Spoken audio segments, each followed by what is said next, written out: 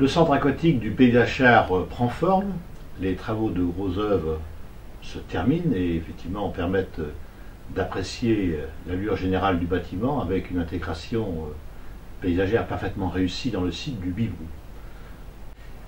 Il nous reste ensuite bien sûr à terminer les aménagements à l'extérieur, donc parking, plantation, espace vert, sans oublier notre toiture végétalisée qui termine notre bâtiment.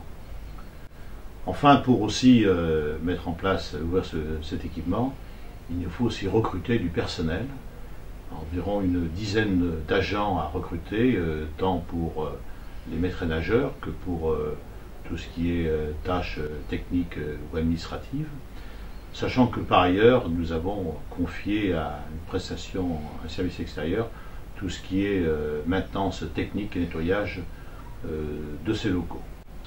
Ensuite, il nous restera à réaliser tous les tests techniques, notamment filtration, chauffage, ventilation, avant bien sûr de pouvoir faire l'ouverture au public. Et si tout ceci fonctionne normalement, on peut espérer qu'au mois d'avril prochain, disons, on prend quelques risques, et bien cet équipement pourra être ouvert au public.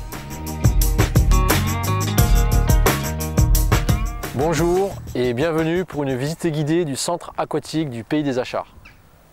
Donc je vous invite avec moi à faire le parcours de l'usager, avec ici l'accueil qui permettra l'achat de toutes les prestations qui pourront être également rechargées sur le portail Guidéos de la communauté de communes. Donc avec son titre d'accès, on pourra accéder directement par les tourniquets au vestiaire. Donc ici l'accès aux cabines individuelles. Donc avec une grande cabine pour les personnes à mobilité réduite, puisque l'équipement est entièrement accessible aux personnes handicapées. Voilà, donc après le passage dans les cabines individuelles, on accède directement à la zone des vestiaires qui permettront, avec une pièce d'1 € ou un jeton, de ranger ses affaires. Donc pour ceux qui le souhaitent et avec un titre d'accès spécifique, il y aura un accès à la zone de sauna hammam, l'espace détente. Donc ici nous nous retrouvons au niveau des douches, la douche qui sera obligatoire avant d'accéder au bassin, tout comme le bonnet qui sera également obligatoire pour tous les usagers. Bon, nous voici donc à la sortie des vestiaires avec l'entrée sur les bassins. Donc le bassin ludique qui offre une basse profondeur qui permet ensuite d'accéder à la rivière et au bain moussant au fond, au jacuzzi, et qui permettra également d'organiser des cours d'aquagym.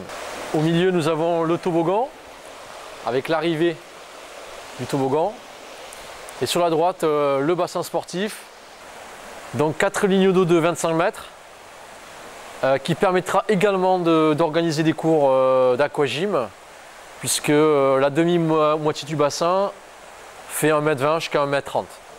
Et ensuite, vous pouvez voir derrière en fait l'accès au solarium qui sera ouvert l'été et qui communiquera directement avec les bassins.